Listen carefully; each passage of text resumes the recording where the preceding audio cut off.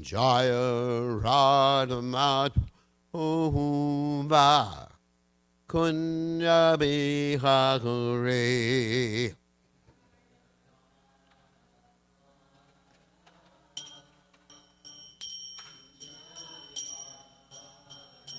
Jaya Radhamat Uva Kunya Bihagure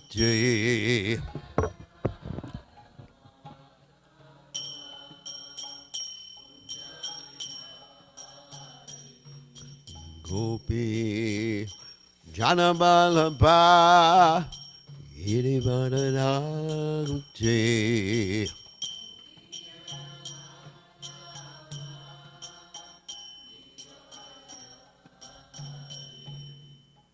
Gopi Janabalabha Irivadanante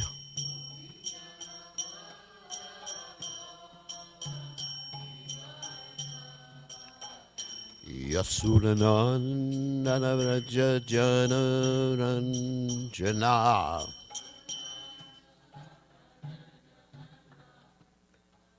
Yasudanandana Vraja Janaranjana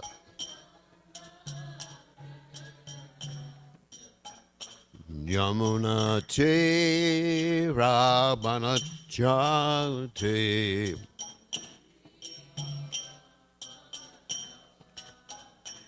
Yamuna Tera Panachari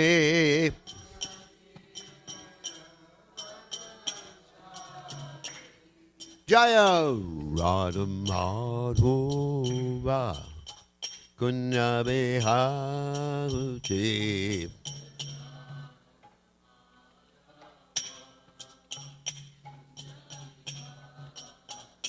Joy Radhu Madhava Kunya Behati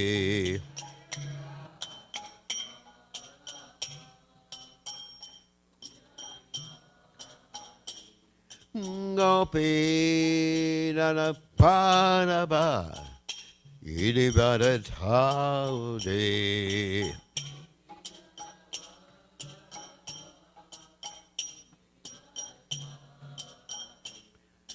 Gopi Nana Balaba Idibadataudi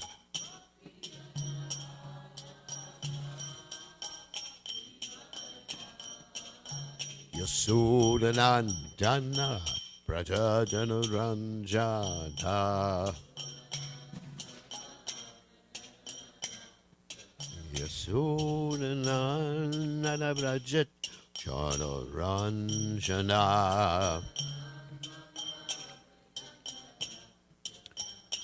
Yamuna Tera Manachate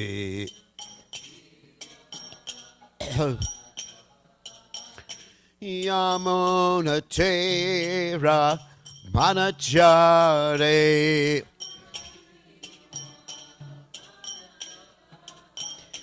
Jaya Radhu Madhuva Gunabehante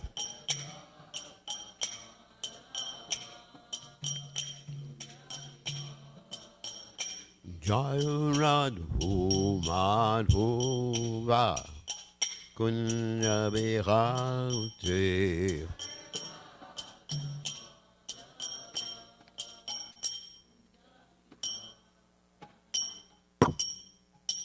Jai Om Vishnu Pad Paramahamsa Parvatikacharya also Teta Satishi Shimad His Divine Grace Abhaya Charanana Bhaktivedanta Goswami Mahashila Prabhupada Ki Jai ISKCON Founder Acharya Srila Prabhupada Ki Jai Ananta Koti Vaishnava Vrinda Ki Jai Namacharya Srila Hridas Thakur Ki Jai Prem Se Kaho Sri Krishna Chaitanya Prabhu Nityananda Shadwaita Gadadha Shiva Siddhi Gaur Bhakta Vrinda Gajaya Shri Shri Radha Krishna Gopi Gopinath Shyama Kunda Radha Kunda Giri Govardhan Ki Jai Vrindavanam Ki Jai Machuradam Ki Jai Jagadath Swami Ki Jai Munamai Ki Jai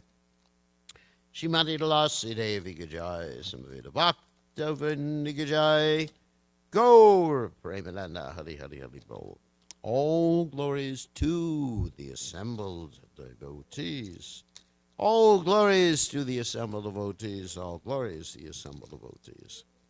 All glories to Shri Guru and Gauranga Srila Prabhupada Ki Jai. Namo Vishnu Padaya Krishna Prastaya Bhutale Srimati Bhaktivedanta Swami Namani Namaste Saraswati Deve Gauravani Pacharani Nivashesha Shunyavadi Paschacha Dejatarani.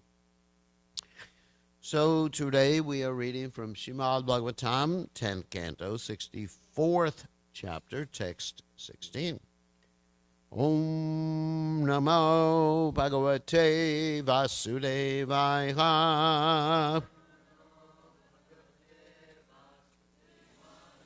Om Namo Bhagavate Vasudevaya.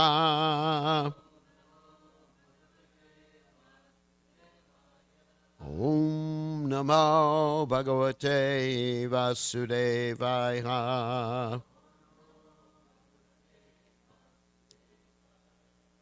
Okay.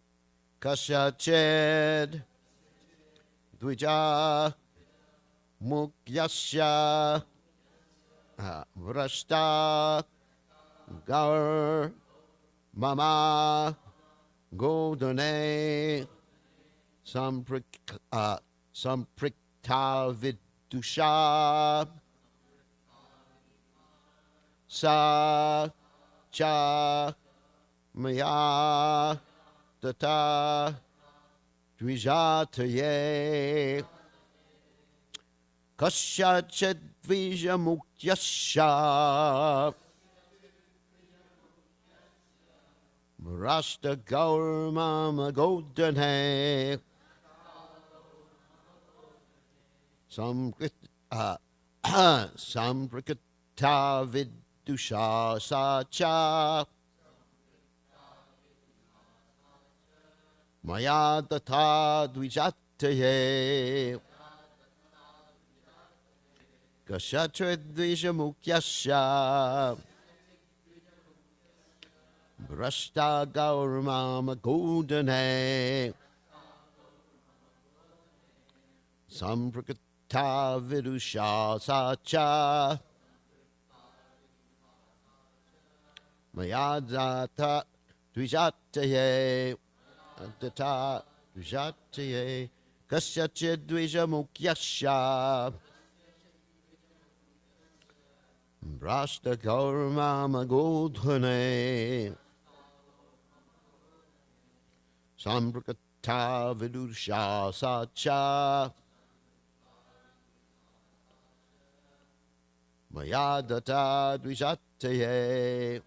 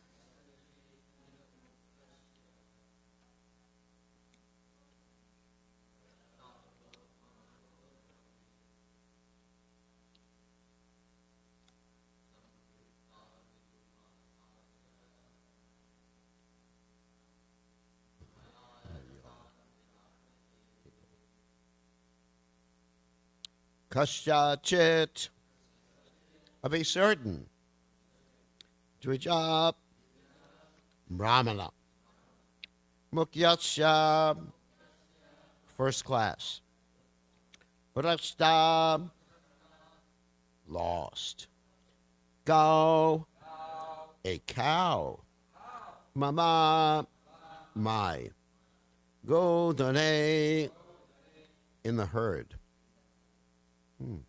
Interesting how they translated that. From Krita, becoming mixed. Avidusha, who was unaware. Sa, she. Ja, and. Maya, by me. Tata, given. Advijataye, to another Brahmana. Translation: once a cow belonging to a certain first-class Brahmana wandered away and entered my herd. Unaware of this, I gave that cow in charity to a different Brahmana. So you can repeat: once a cow belonging to a certain first-class Brahmana wandered away and entered my herd. Unaware of this, I gave that cow in charity to a different Brahmana. So, purport by the followers of His Divine Grace, Srila Prabhupada.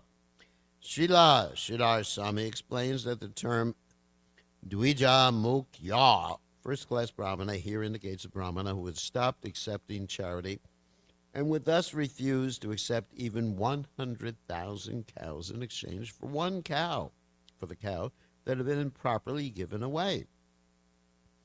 And then you have Vishwanath Chakravarti Thakur, who explains, but what sin made you become a lizard? This verse answers that question. Straying from the Brahmana, the cow mixed with my herd, not knowing that it belonged to that Brahmana, Avidusha, I gave the cow to another Brahmana.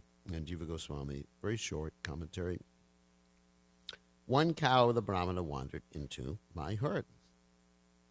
So again, the verse. Kasyachid Dvija Mukyasya Brashtagar Mama Go Tone Samprikta Vidusha Sacha Maya Data Vijat Advijataye. So, Omagana Tamiranda Shagananjana Shalakaya Chakshur Unmeditam Yena Tasmai Shi Viravena Maha. So this word, Mukyasya, referring to the first-class Brahmana, means one who has the qualities of first-class Brahmana. So, of course, we find in Bhagavad Gita the various qualities are listed in other places too. Some of them, like the Bhakshotam, Shanti Rajavamevacha, Gyanavijnanam Astikyam, Brahmakarma, Svabhavajam. Famous verse from the 18th chapter of the Bhagavad Gita, where Brahmana is equipoised, samat, dhamma, self-controlled, controlling his senses. He's austere. He's clean, isn't it? He's tolerant. He's religious. And he regularly cultivates knowledge, and he applies that particular knowledge. Jnana vijnana, Brahma karma, svabhavajam. So these are the qualities of a Brahman. The first class Brahman. And actually, there's different classes of Brahmins, which is very interesting. There's actually many times there's different categories of Brahmins described, apart from being first class, second class, third class. But Prabhupada says that actually there's three types of Brahmins. One is called the Dvija. Dvija means twice born, and in one particular. In this instance, the word Dvija is used in a generic sense to refer to all the Brahmanas. But when Prabhupada was breaking out the Brahmins to different categories, he actually says that Dvija is the lowest class of Brahman.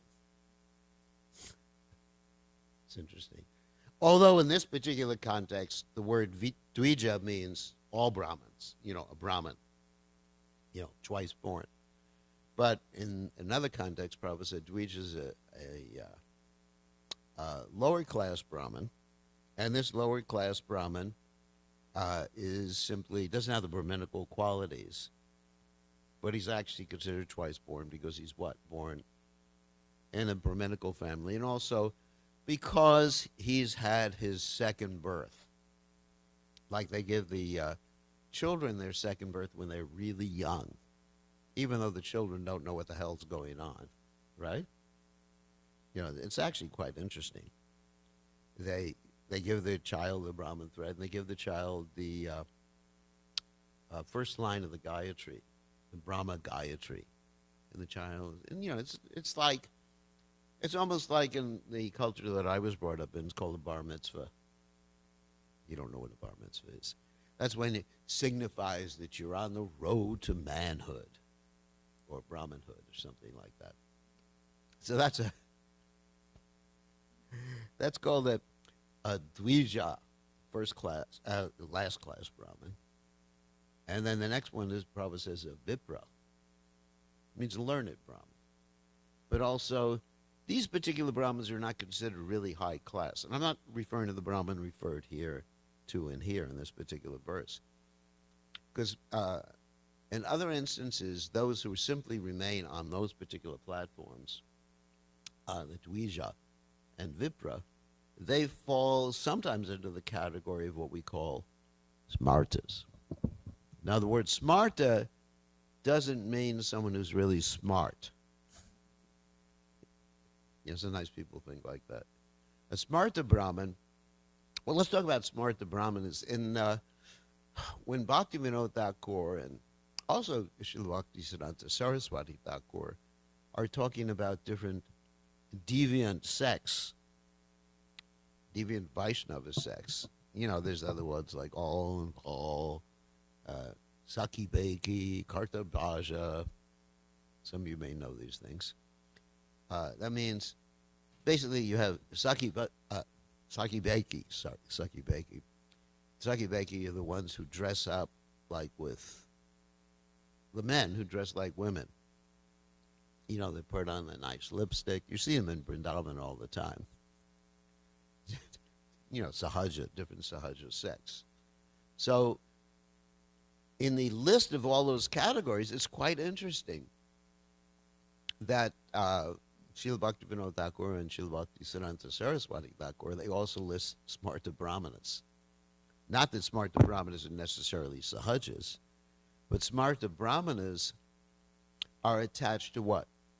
The rules and regulations, and they're not quite Vaishnava. In other words, you have Brahmanas who are not Vaishnavas, which is interesting, because technically, according to the definition of Brahmana is what? Brahma Janati, right? Brahmanaha. You know where that's from? No. It's from the Mundaka Upanishad. See? Tricky.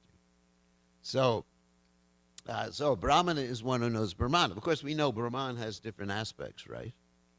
Brahmeti, Paramatmeti, Bhagavan iti, Shabdyate, right? 3 different aspects. So technically you could say a Brahmana is one who knows either the personal Brahman, localized Paramatma, or what? You don't know the third one? Bhagavan, the Supreme Personality of Godhead, in all of his various Vishnu Tattva expansions. Not only Krishna, but Ram, and Lakshman, Bharat, Shatrughna, and Lord Narayan, and Lord Nrsimhadev. These are all Vaishnavas. It's not only the Krishna Bhaktas are Vaishnavas, but Ram Bhaktas are also Vaishnavas. So anyway, so technically, a Brahmin would be one who knows Brahman. However, sometimes in the other categories that I mentioned here, like Dvija, They don't know Brahman. They're just like very ritualistic. And sometimes even in ISKCON we see that the this ritualistic attitude sort of enters into the society of devotees. The Smarta conception. And we've seen this. I'm not going to mention any examples. Got to be careful. Oh, we've seen this many times, and sometimes in regard to deity worship and other procedures, that everything becomes so complicated, sophisticated, that you basically need to have a PhD in mantra chanting to do any service in the Society of Devotee, in the International Society for Krishna Consciousness. Whereas, Prabhupada, he, of course, presented the essence of Krishna consciousness, but some of the details he mentions they're not necessary in the Western world. And even nowadays, it's not even necessary in India.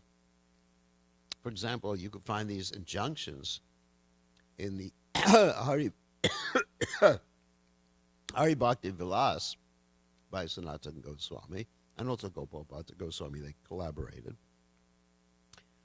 That you're not supposed to eat certain foods. We talk about this quite often, like, carrots and anything, potatoes too. Potatoes, anything grown in the ground like that. Potatoes, carrots, tomatoes, no pizza for you. So you're not allowed to eat any of those things. But those rules were meant for Smarta Brahmins. So why do Vaishnavas write rules for Smarta Brahmins, which is another interesting point.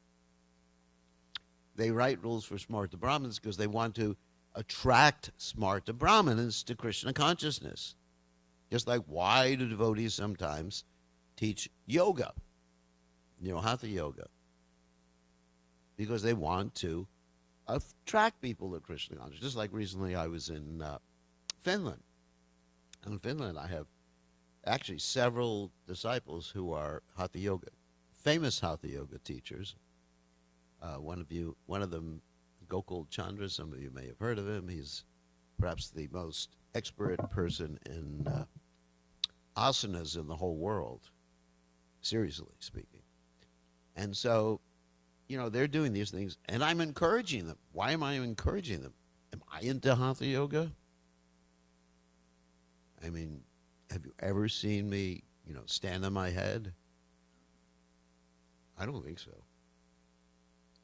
Or do any of these like postures? I don't think so.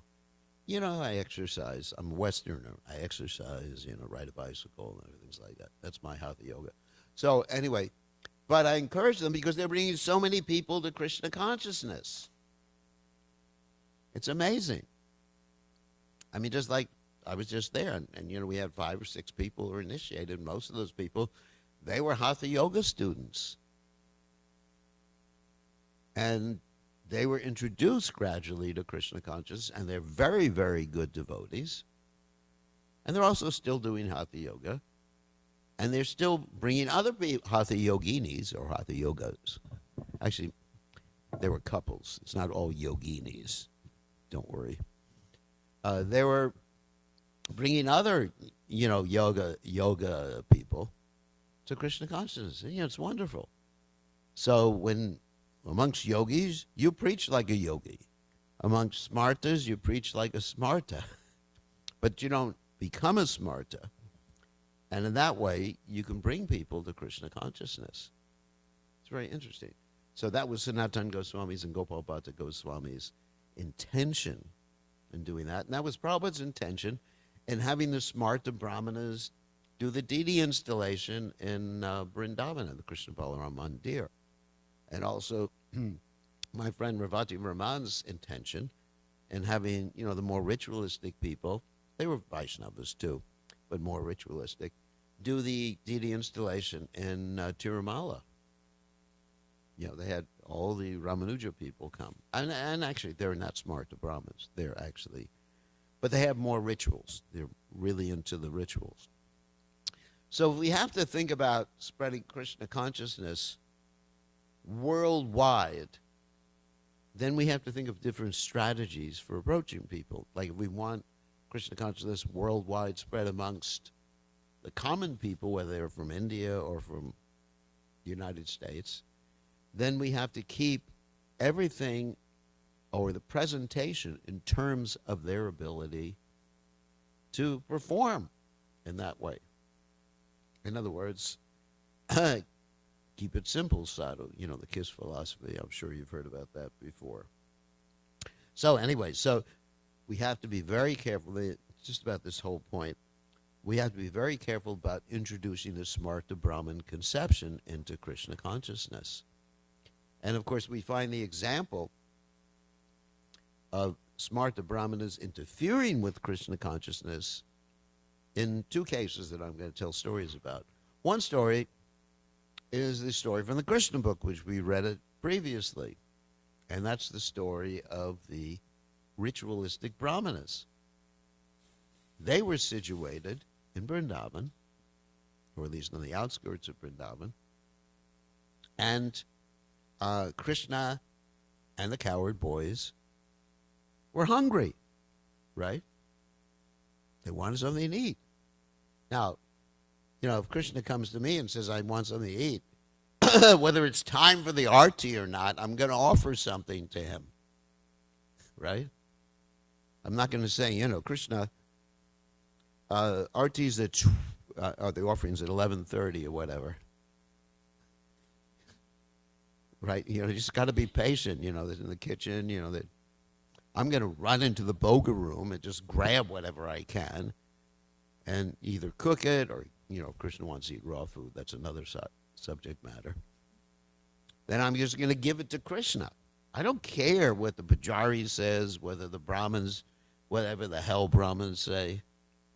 I'm going to give it to Krishna, right?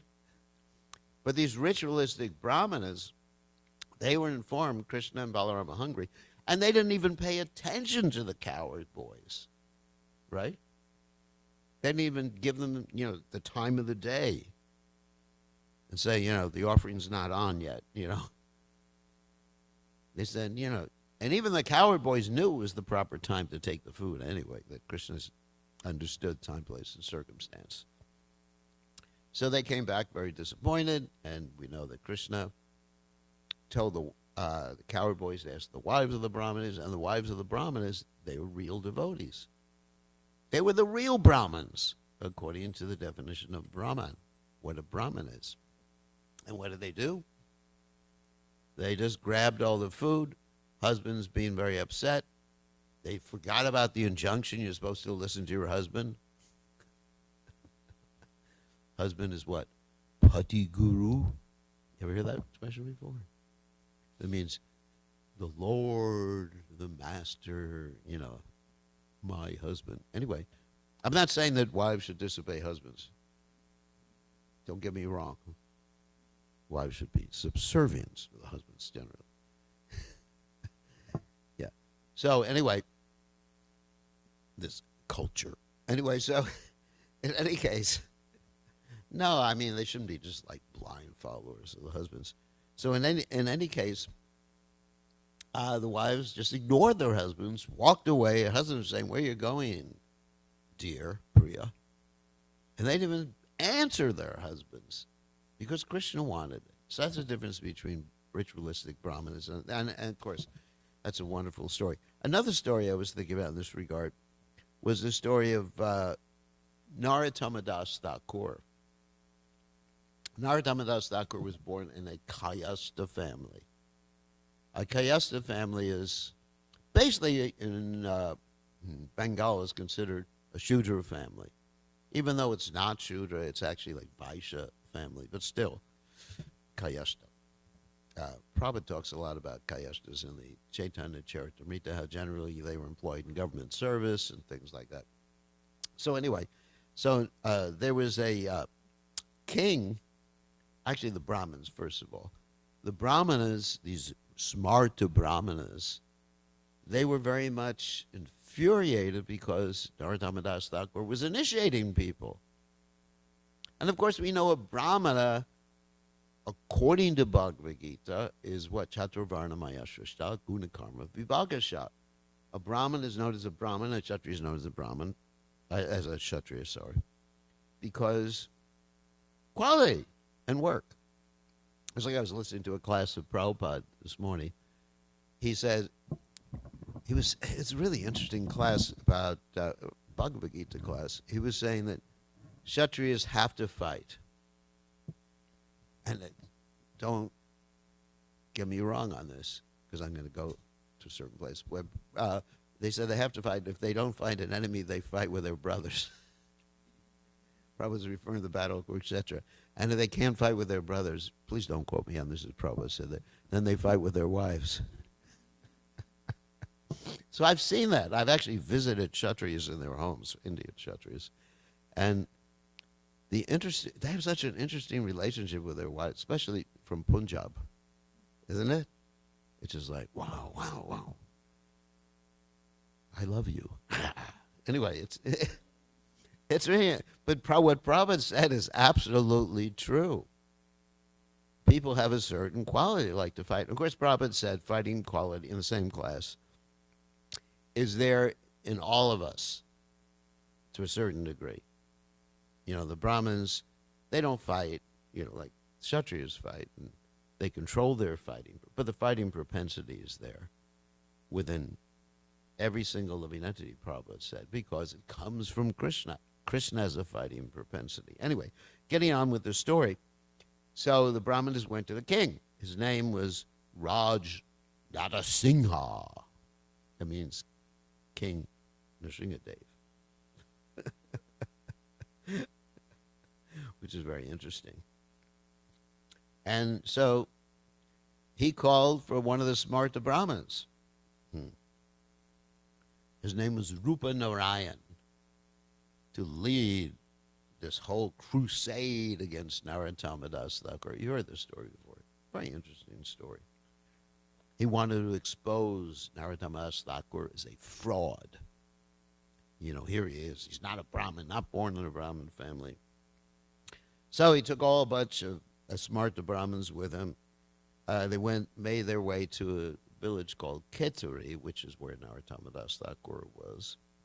And Narottama Das Thakur had two associates and disciples, Ramakrishna Bhattacharya and Ganga Narayan Chakravarti, who are very educated Brahmin people. And so they decided to head them off at the pass. I don't know if you know what that means. It's a cowboy expression. They decided to stop these people, these smartas, from offending Narottama Das Thakur. So they disguised themselves as Shudras. And they set up small shops in a market of a town right before Keturi. And one was selling pan and betel nuts. And the other was selling clay pots. So this whole big party of smartas arrived in Kumarahata, which is the town before. And they had to buy some ingredients because, they cook for themselves. And even the Brahmins in those days, they chewed betel nuts. Even Krishna chews betel nuts. Not you, though.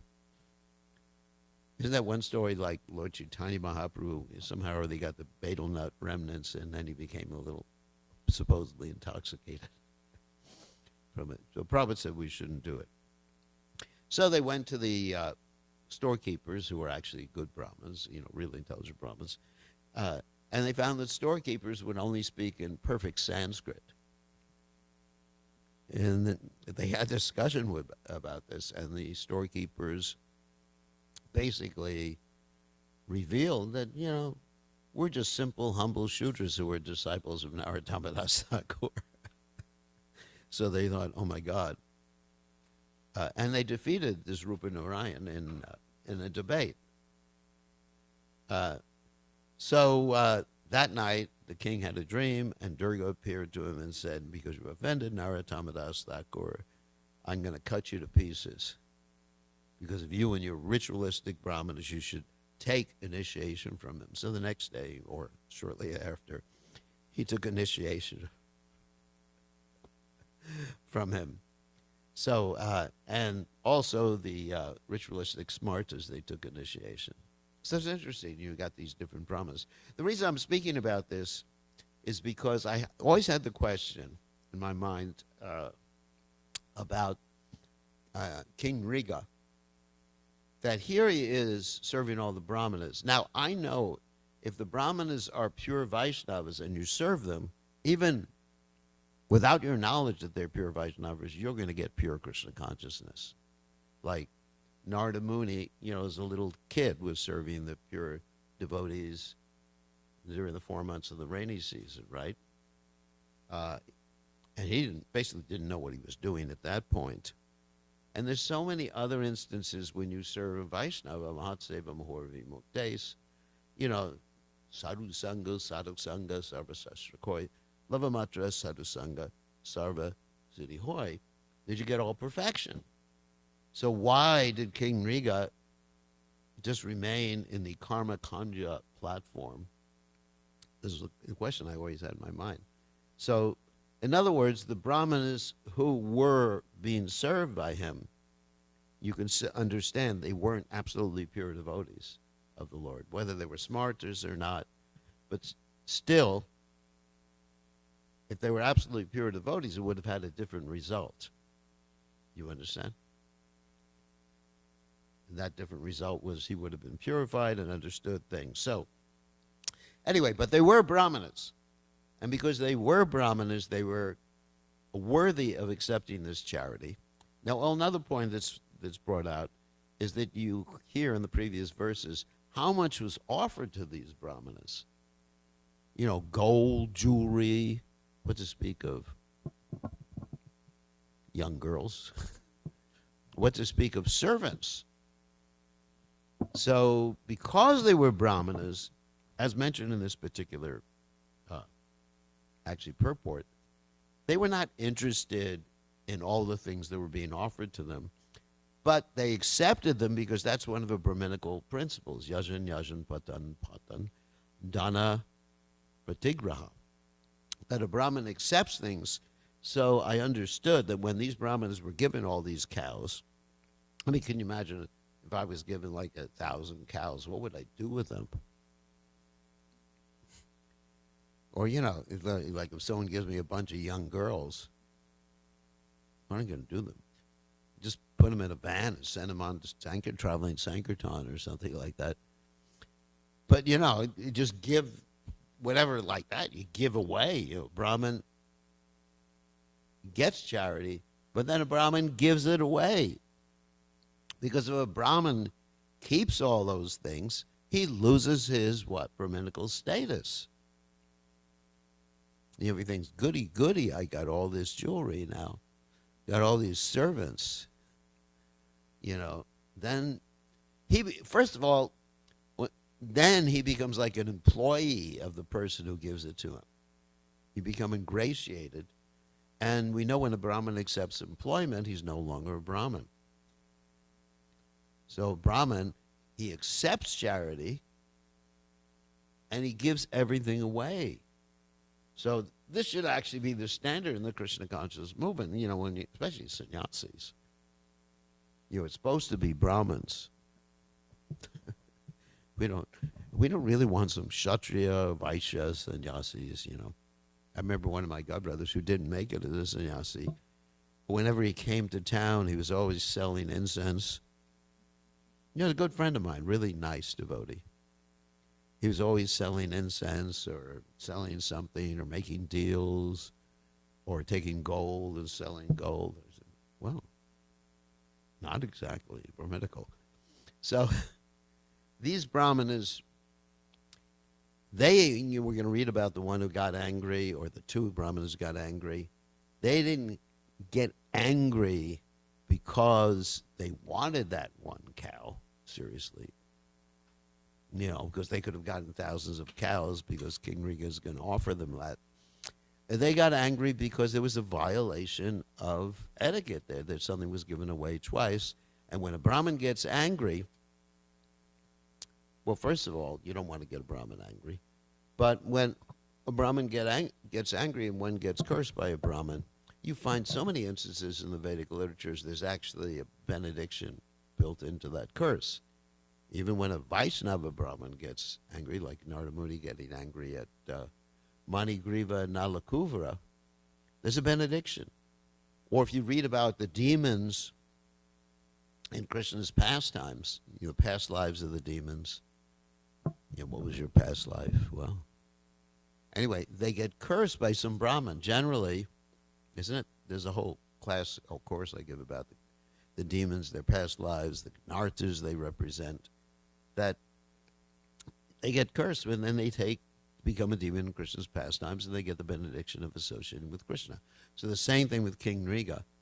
The Brahmanas were cursing out of compassion, not because they didn't get enough cows,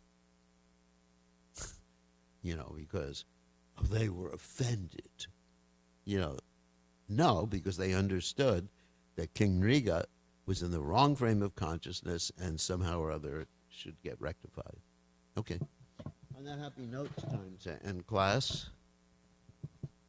All glories to Srila Prabhupada. It's time to greet the deities.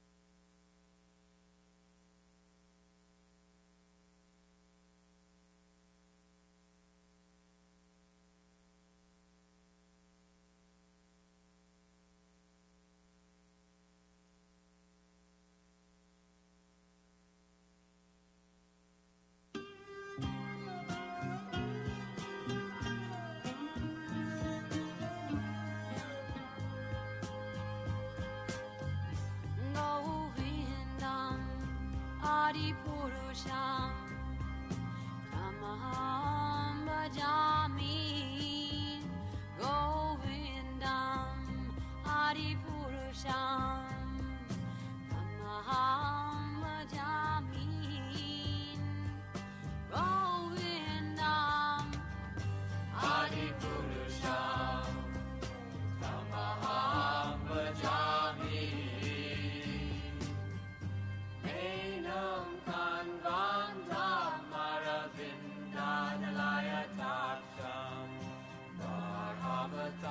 Samasitam Buddha Sundarangam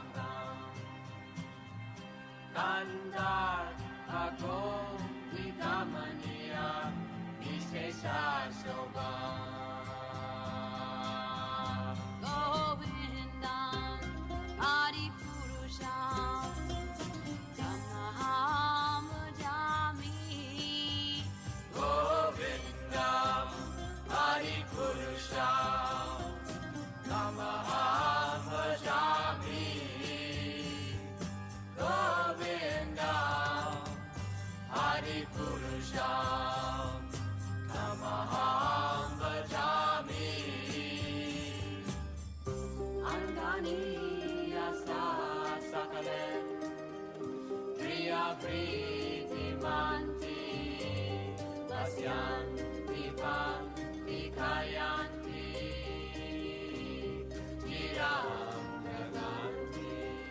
Ananda Chinmaya Sadhu Jala Vigrahasya Govindam Adi Purusham Tamaham Bhajami Govindam Adi Purusham Tamaham Bhajami Govindam Adi Purusham Tamaham Bhajami Govindam Adi Purusham Tamaham Bhajami Govindam Adi Purusham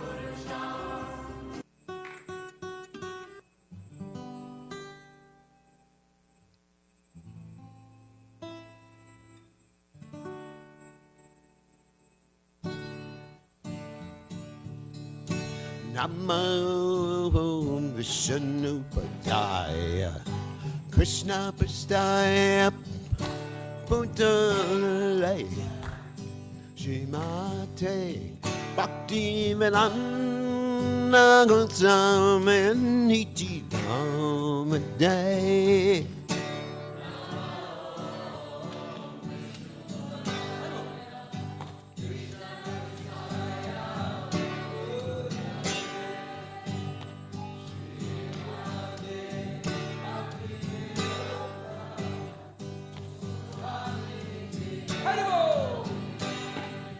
Namaste Saraswati Deve Gauravani Vacha Nani Visesha Shunyavadi Vachacha Desatarinay Namaste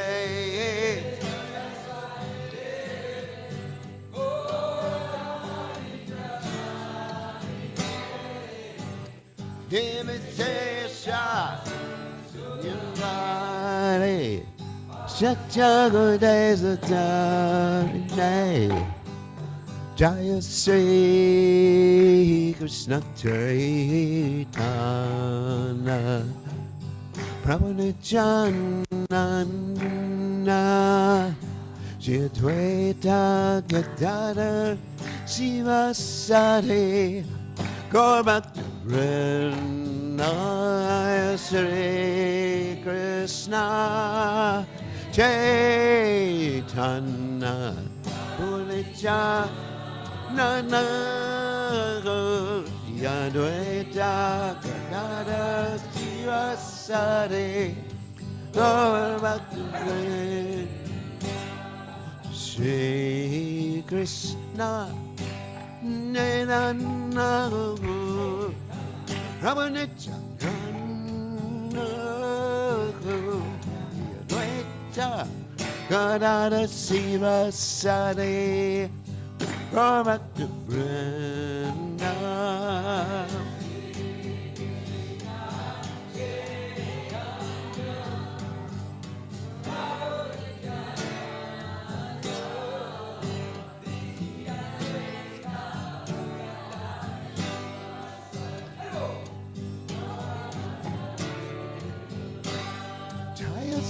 Sri Krishna Chaitanya Prabhu Nityananda Shri Advaita Gadadhar Sivasari Gaurabhakta Vrinda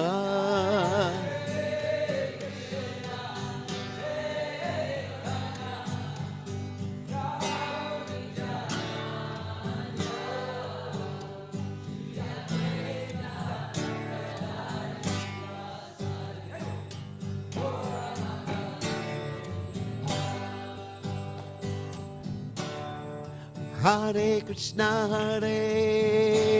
Krishna, Krishna Krishna, Hare Hare, Hare Rama, Hare Rama, Rama Rama, Hare Hare.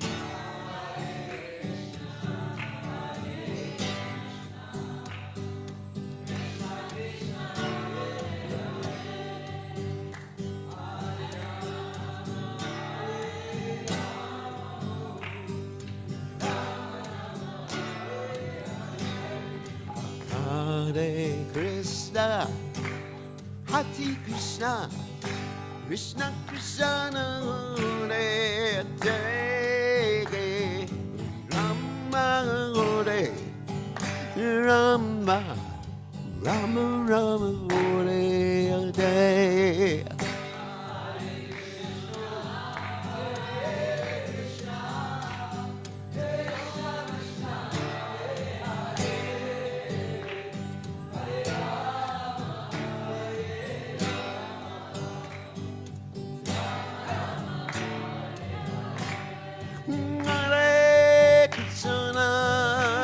Hare Krishna, Krishna Krishna, Hare Hare, Rama, Hare Rama, Rama Rama, Hare Hare.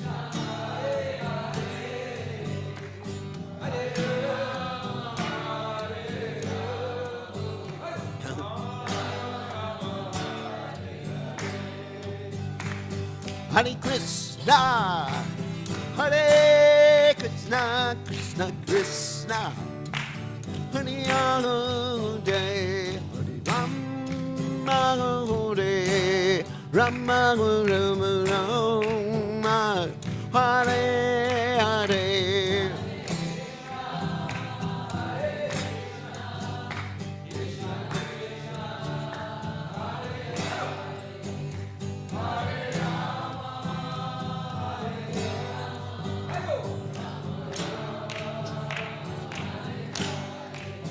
Hare Krishna, Hare Krishna, Krishna Krishna, Hare Hare, Hare Rama, Hare Rama, Rama Rama, Hare Hare.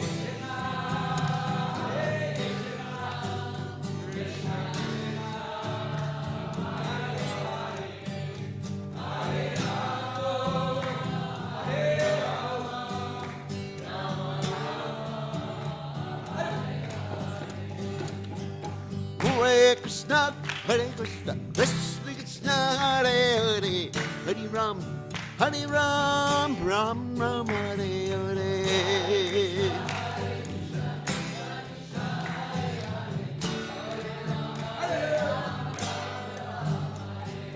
Hare Krishna, Hare Krishna, Krishna Krishna, Hare Hare, Hare Ram, Ram Ram, Hare Hare.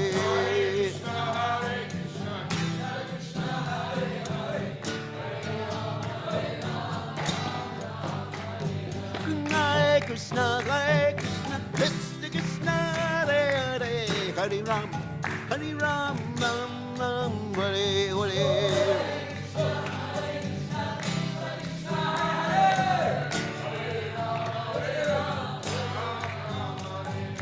Hare Krishna, Krishna Krishna, Hare Hare, Hare Ram, Ram Ram, Hare Hare.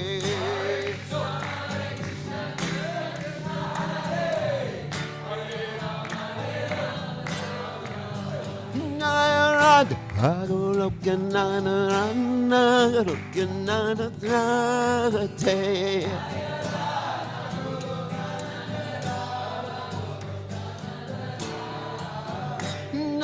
Radha, Agolokanana, Agolokanana, Radha.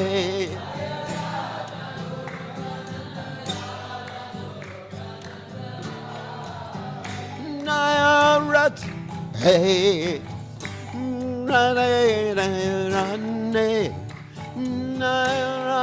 Radha.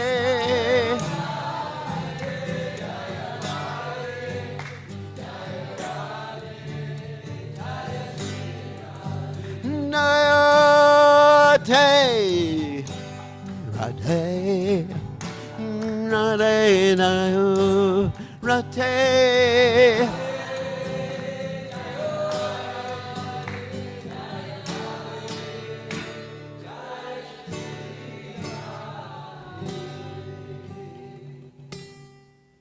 Jai Om Vishnupad. Paramahamsa.